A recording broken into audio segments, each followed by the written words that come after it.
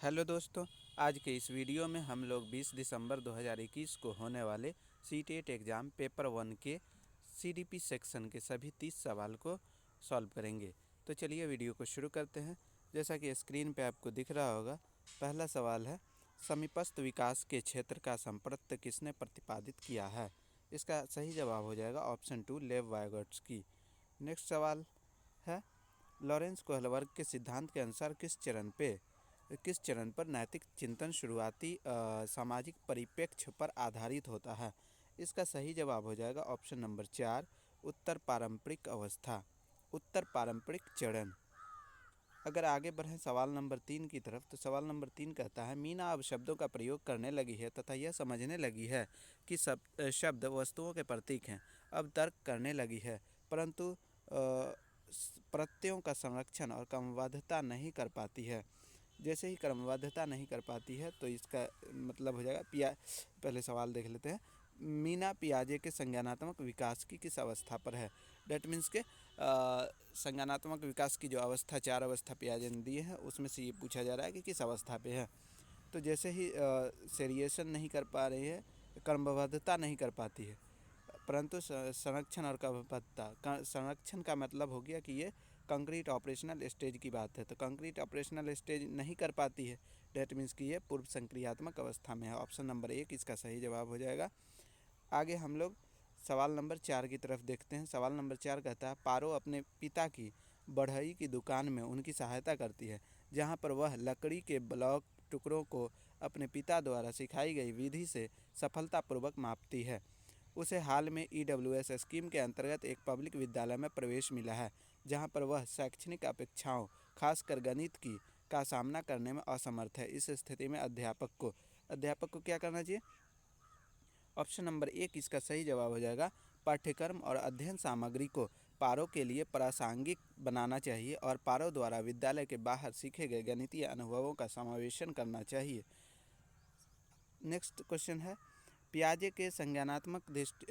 के सैद्धांतिक दृष्टिकोण से नई सूचनाओं को अपने मौजूदा ज्ञान में शामिल करने को क्या कहा जाता है? तो ये एक वर्ड आता है एसिमिलेशन, जिसका हिंदी रूपांतरण होता है आत्मसातकरण। तो ऑप्शन नंबर 1 इसका सही जवाब हो जाएगा।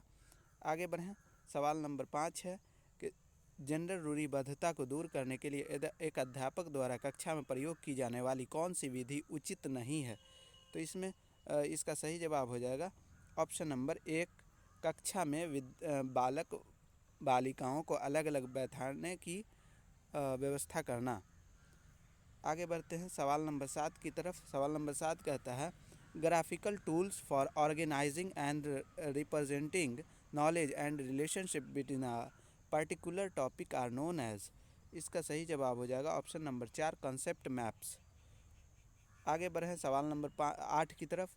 तो students should be encouraged to set dot dot dot goals. तो इसका सही जवाब हो जाएगा ऑप्शन नंबर 1 मास्टरी ओरिएंटेड। सवाल नंबर 9 की तरफ है। सवाल नंबर 9 कहता है, चिल्ड्रेन लर्न मोस्टली मीनिंगफुली। इसका अगर सही जवाब की बात करें तो वो हो जाएगा सवाल option number 2 when they are actively engage in task and activities.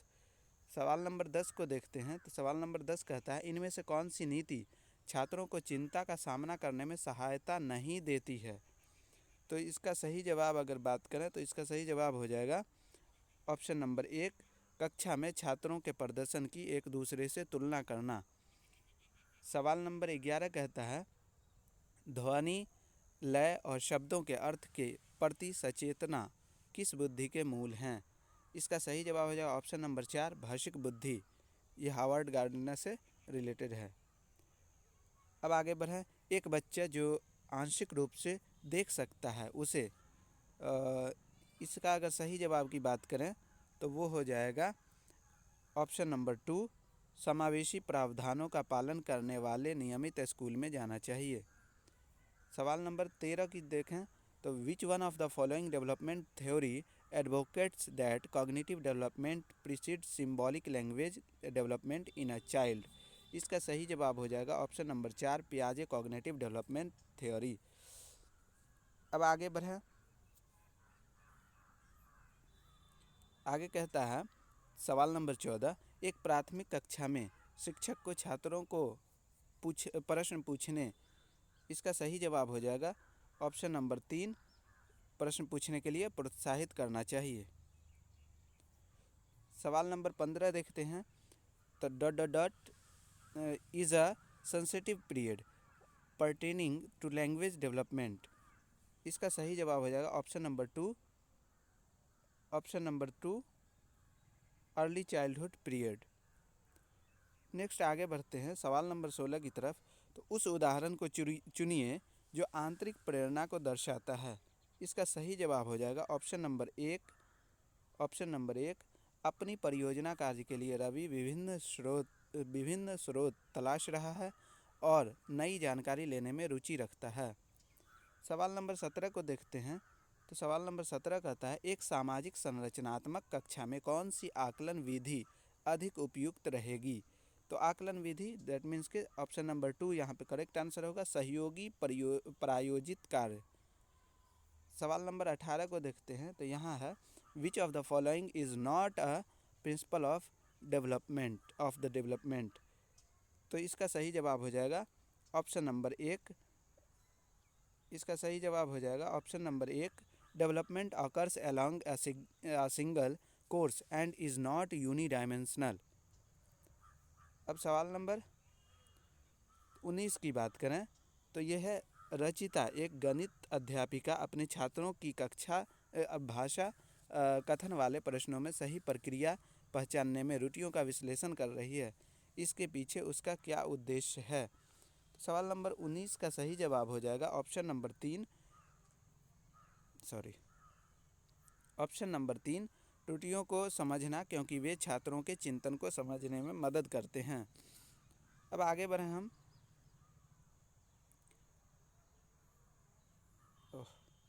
आगे बढ़ते हैं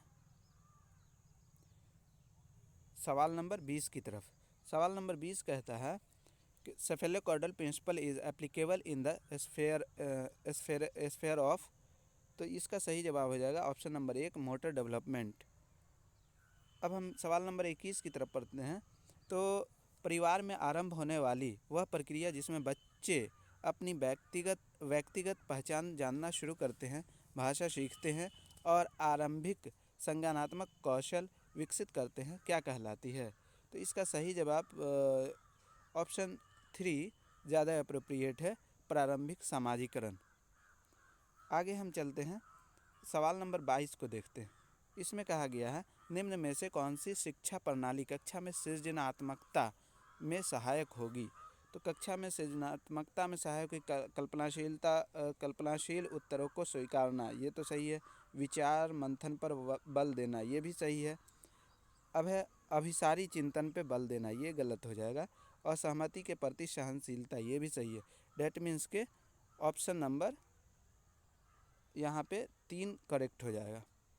हम आगे बढ़ते हैं 23, एक स्वैर चिंतन आत्मविमोह वाले छात्र जो आयोजित सत्र की सामूहिक क्रियाकलापों को करने में कठिनाई का सामना कर रहा है की सहायता करने के लिए निम्नलिखित में से कौन सी विधि समावेशी दृष्टिकोण के अनुरूप नहीं है। इसका अगर सही जवाब देखें तो इसमें थोड़ा सा कन्फ्लिक्ट आ रहा है, लेकिन हमें जो इसका सही जवाब लगता है वो है बच्चों को विशिष्ट स्कूल में भेजना। वैसे कुछ लोगों का मानना है कि ऑप्शन नंबर 1 भी करेक्ट होगा, तो ये आप लोग अपने हिसाब से देख लीजिएगा। अब आगे चलते हैं 24 नंबर सवाल नंबर 24 ये कहता है निम्न में से कौन सा समावेश का नियम है। तो समावेश का नियम कौन सा है। तो इसका सही जवाब हो जाएगा ऑप्शन नंबर 1, व्यक्तिगत विभिन्न भिन्नताओं को स्वीकार करना। आगे बढ़ते हैं सवाल नंबर 25 की तरफ। तो कहता है the continuous aspect in continuous and comprehensive evaluation implies. तो इसका सही जवाब हो जाएगा ऑप्शन नंबर 3, इसका सही जवाब हो जाएगा option number 3, continuous observation and supports to the children during teaching learning employing different tools. इसके बाद अगर बात करें तो सवाल नंबर 26 हो जाता है कि national educational policy 2020 lays emphasis on. इसका सही जवाब हो जाएगा ऑप्शन नंबर 2, कॉन्सेप्चुअल अंडरस्टैंडिंग। अब आगे बढ़ते हैं। सवाल नंबर 27 कहता है which statement correctly lays out the fundamental principle of Lev Vygotsky theory. तो इसका सही जवाब हो जाएगा 27 का option number 1, learning is social activity. सवाल नंबर 28 देखते हैं, तो वो है giving students access to a range of suitable material and the scope to self direct their learning is a way of promoting. इसका सही जवाब हो जाएगा ऑप्शन नंबर 1, डिस्कवरी लर्निंग। आगे बढ़ते हैं। सवाल नंबर 29 कहता है an example of pedagogical strategy that would promote meaningful learning is. सवाल नंबर 29 का सही जवाब हो जाएगा option number 3, focusing on assessment for learning rather than only assessment of learning. आगे बढ़ते हैं सवाल नंबर 30 की तरफ। तो ये कहता है एसर्शन ए, मतलब ये एक स्टेटमेंट दिया हुआ है कि school must enable children to find their voice nurture their curiosity to do thing to ask question to engage in a discussion and do group work rather than the building their ability to reproduce textual knowledge. और फिर इसका reason दिया हुआ है, कथन और कारण वाला सवाल है। तो आर दिया हुआ है क्या, learning is active and social in its character. तो चूजन द करेक्ट ऑप्शन, हमें करेक्ट ऑप्शन चूज करना है। तो इसका जो राइट आंसर हो जाएगा वो ऑप्शन नंबर 2 है, both A and R true and R is the correct explanation of A. तो फ्रेंड्स, आज के इस वीडियो में हम लोगों ने 20 दिसंबर 2021 पेपर 1 के CDP सेक्शन के पूरे 30 प्रश्न को हल किया। अगर आपको किसी प्रश्न का आंसर गलत लगता है या किसी भी प्रश्न पर असमंजस की स्थिति है तो आप अपने विचार कमेंट सेक्शन में ज़रूर शेयर करें। वीडियो अच्छी लगी हो तो लाइक करें, शेयर और सब्सक्राइब ज़रूर करें। डिस्क्रिप्शन में टेलीग्राम लिंक दिया गया है, आप हमारे साथ टेलीग्राम पर भी जुड़ सकते हैं। वीडियो देखने के लिए धन्यवाद।